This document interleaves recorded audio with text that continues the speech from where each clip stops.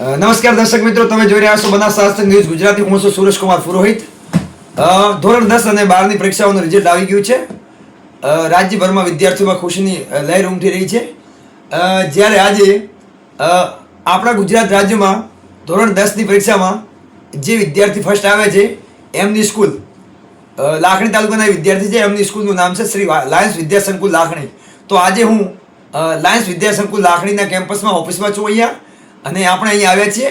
તો મારી સાથે શ્રી લાયન્સ વિદ્યા સંકુલ લાખણીના મેનેજિંગ ડિરેક્ટર એવા ડૉક્ટર નેંગાજી રાજપૂત છે. તો સાહેબને મળી અને આપણે થોડીક વિશેષ માહિતી લઈશું.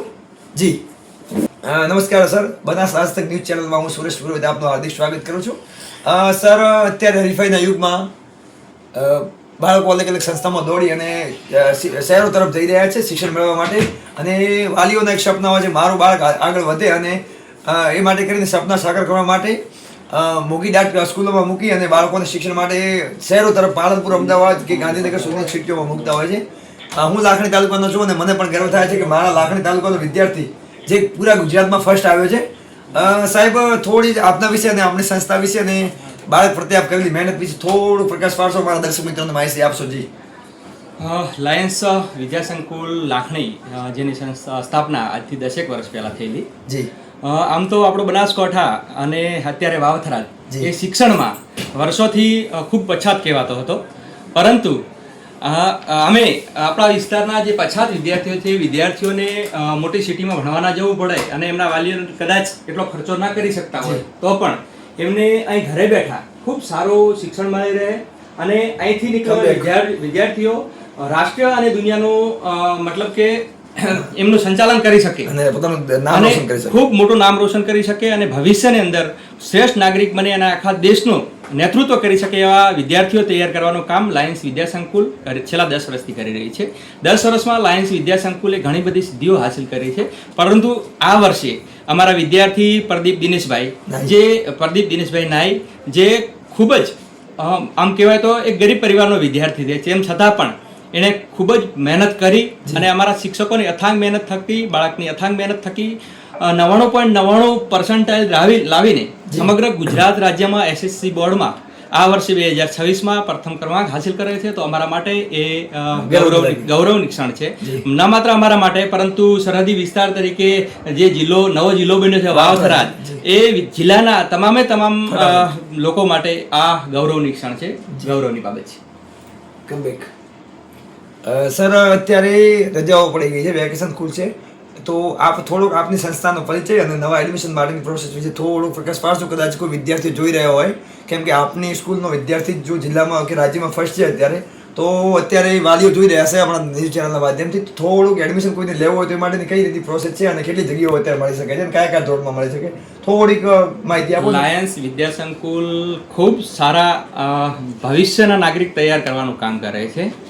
લાયન્સ વિદ્યા સંકુલની સ્થાપનાને 10 વર્ષ થયા છતાં પણ ક્યારે પણ લાયન્સ વિદ્યા સંકુલે એવી અપેક્ષા નથી રાખી કે ઘણા વિદ્યાર્થીઓ સંસ્થામાં આવે, અને ઘણા બધા વિદ્યાર્થીઓની સંખ્યા વધારવામાં લાયન્સ વિદ્યા સંકુલ ક્યારે એ પ્રકારની અપેક્ષા નથી રાખી. અમે ઓછી સંખ્યા લઈને સારા વિદ્યાર્થીઓ તૈયાર કરવાનું કામ કરીએ છીએ, અને અમારે જે સંસ્થામાં જે સંસ્થાની કેપેસિટી છે એ કેપેસિટી પ્રમાણે વિદ્યાર્થીઓ અમારી જોડે હોય છે. માત્ર અમુક વિદ્યાર્થીઓ એમનો અભ્યાસક્રમ પૂરો થતો હોવાથી આ સંસ્થા છોડીને બીજે જતા હોય એટલા વિદ્યાર્થીઓ અમે નવા વિદ્યાર્થીઓ લેતા હોઈએ છીએ. અત્યારે એડમિશન પ્રક્રિયા ચાલુ છે, પણ લાયન્સ વિદ્યા સંકુલ ક્યારે એડમિશન વિદ્યાર્થીઓ ભેગા કરવા અને ઘણા બધા વિદ્યાર્થીઓ ભેગા કરવા, વાલીઓ લૂંટવા અને એવો અમારો કોઈ ઉદ્દેશ નથી. અમે ખૂબ ઊંચા ધ્યેય સાથે ખૂબ સારા નાગરિક બનાવવા માટે અહીંથી નીકળેલા વિદ્યાર્થીઓ ભવિષ્યની અંદર કલેક્ટર બને અને એથી પણ ઊંચી પોસ્ટ લઈને આપણા દેશનું નેતૃત્વ કરે એવા સરસ નાગરિકો તૈયાર કરવાનું અમે કામ કરીએ છીએ. અમે ક્વોલિટીમાં માનીએ છીએ, અમે ક્વોન્ટિટીમાં ક્યારેય માન્યું નથી, ક્યારેય બિલીવ કર્યું નથી. અને લાયન્સ વિદ્યા સંકુલના વિદ્યાર્થીઓ ખૂબ સારો અભ્યાસ અહીં બેઠા, ઘરે બેઠા ખૂબ સારો અભ્યાસ મેળવે, એ જ અમારું લક્ષ્ય છે. Thank you sir. આપ અમારી બનાસ આજ તક ન્યૂઝ ચેનલ સાથે જોડાણા એ બદલ હું બનાસ ન્યૂઝ ચેનલ વતી આપનો ખૂબ ખૂબ આભાર માનું છું. દર્શક મિત્રો, હવે આપણે જે વિદ્યાર્થી ભાઈ છે પ્રદીપભાઈ, જેમણે રાજ્યમાં ટોપ કર્યું છે, એ પ્રદીપભાઈને મળી અને એમને કઈ રીતની આ સિદ્ધિ હાંસલ કરે છે એ વિશેની થોડીક માહિતી અને એના વિચારો વિશે જાણીશું. મિત્રો, મારી સાથે જે રાજ્યમાં ફર્સ્ટ આવ્યા છે એવા ભાઈ શ્રી સ્ટુડન્ટ એવા નાઈ પ્રદીપભાઈ દિનેશભાઈ છે.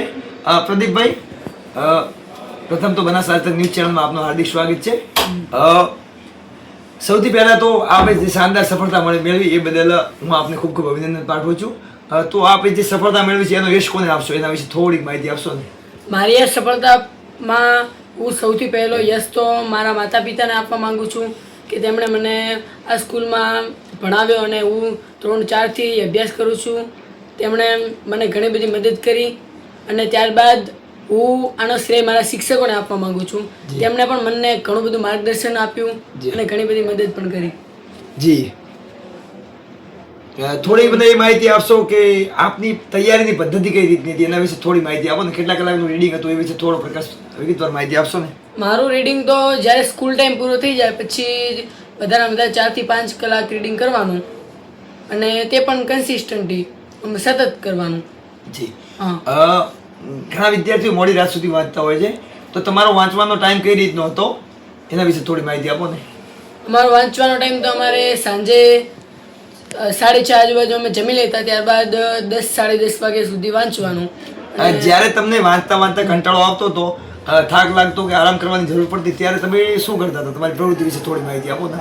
હું એક આમ તો સ્પોર્ટ્સમેન છું, સ્પોર્ટની પણ તૈયારી કરું છું. તો સ્પોર્ટની સિદ્ધિઓ વિશે થોડી માહિતી આપો ને. તમે કોઈ આગળ સિદ્ધિ મેળવેલી ખરી લાઈનમાં, સ્પોર્ટ લાઈનમાં? હા, મેં એથ્લેટિક્સમાં, હાઈ જમ્પમાં મેં તાલુકા કક્ષાએ, જિલ્લા કક્ષાએ અને રાજ્ય કક્ષાએ પણ સારું પ્રદર્શન કર્યું છે અને મારી સ્કૂલનું નામ પણ રોશન કર્યું છે. અને જ્યારે મને થાક કે કંટાળો જેવો અનુભવે તો હું ગ્રાઉન્ડમાં જઈને હાઈ જમ્પની પ્રેક્ટિસ કરું અને મારી સ્કૂલે મારા માટે તેના માટે એક મેટ પણ લાવી છે, જેથી હું તેના પર પ્રેક્ટિસ પણ કરું છું અને સારું પરિણામ પણ મેં પ્રાપ્ત કર્યું છે. અત્યારે આધુનિક યુગમાં વિદ્યાર્થીઓના સોશિયલ એકાઉન્ટ હોય છે, ફેસબુક, ઇન્સ્ટાગ્રામ, વોટ્સઅપ અને ઇન્ટરનેટ ઉપર વિદ્યાર્થીઓ મોટા ભાગનો સમય પસાર કરતા હોય જોઉં છું. ઘણી બધી સ્કૂલની પોસ્ટો આવતી હોય, બીજું બધું વિદ્યાર્થીઓ પસાર કરતા હોય છે, મોબાઈલમાં મોટા ભાગનો સમય કાઢતા હોય છે. ત્યારે તમારે જે આ સફળતામાં તમારા જીવનમાં મોબાઈલનો ઉપયોગ તમે કેટલો કરતા અને કઈ રીતનો હતો એના વિશે થોડીક માહિતી આપો ને.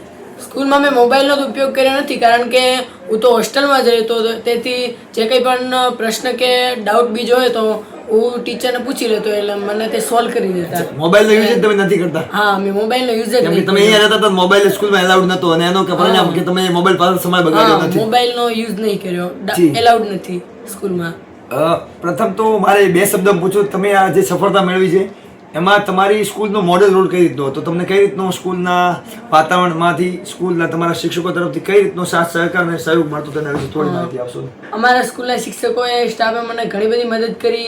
જે કંઈ પણ ક્વેશ્ચન બીજો હોય મને સોલ્વ કરાવ્યો અને ઘણી બધી હેલ્પ કરી. આમ ક્વેશ્ચન પેપર, ટાઈમ ટેબલ કઈ રીતનું તમારું હતું? ટાઈમ ટેબલ અમારા સ્કૂલનું ટાઈમ ટેબલ તો સવારે 4:30 જેવું ઉઠીને પછી નાહી ધોઈને રીડિંગ કરવાનું, પછી બ્રેકફાસ્ટ અને ત્યારબાદ સ્કૂલ ટાઈમ શરૂ થાય 7:30 અને 5 વાગ્યા સુધી ચાલે સ્કૂલ ટાઈમ. બીજી વાત તો કે અત્યારે જ્યારે પરીક્ષાઓનો સમય આવે છે ધોરણ 10-12 ની, ત્યારે વચ્ચે લગ્નની સિઝન શરૂ થતી હોય છે, તો લોકો સામાજિક પ્રસંગોમાં જવાનું કરતા હોય છે ને જતા હોય છે અને એના કારણે સ્કૂલના દિવસો બગડતા હોય છે.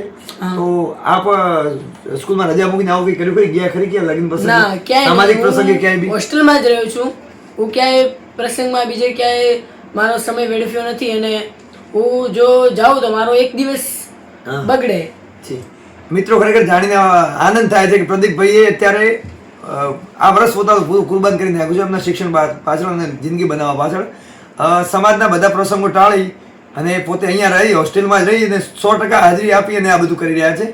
જાણીને બહુ જ આનંદ થાય છે. પ્રદીપભાઈ દિવસનો કેટલા કલાક રીડિંગ કરતા હતા એના વિશે થોડી? સ્કૂલ ટાઈમ સિવાય રીડિંગ તમારું કેટલા કલાક? હા, કંઈ ખાસ નહીં, 3 થી 4 કલાક. જી, વધારે વધારે 4:30 અથવા 5 કલાક. હવે મારો એક છેલ્લો ક્વેશ્ચન છે.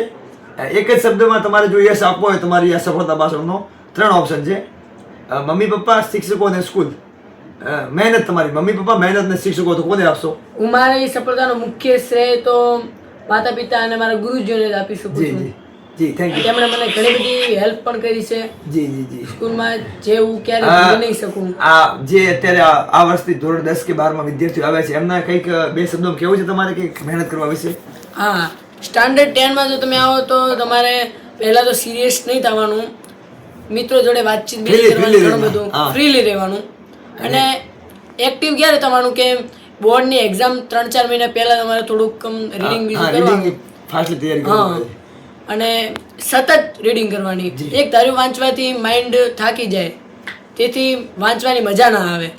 પ્રદીપભાઈ, હવે તમે ધોરણ 10માં ટોપર બન્યા છો, રાજ્યમાં પ્રથમ નંબર લાવ્યો છે, બદલ અમને બી ખુશી થાય છે. તમારું શિક્ષણ લાઈનમાં આગળનું સપનું કઈ રીતનું છે, આપનું ઉદ્દેશ્ય શું છે, આગળ શું બનવું છે અને આગળના જીવનમાં તમારા કઈ રીતના ગોલ છે, એના વિશે થોડી માહિતી આપશો ને? હા, હું મારા જીવનમાં મારું એક લક્ષ્ય જ છે IAS બનવું છે, અને હું એક જિલ્લાનું નેતૃત્વ કરીને મારા રાષ્ટ્રનું ભવિષ્ય ઉજ્જવળ કરવા માંગુ છું.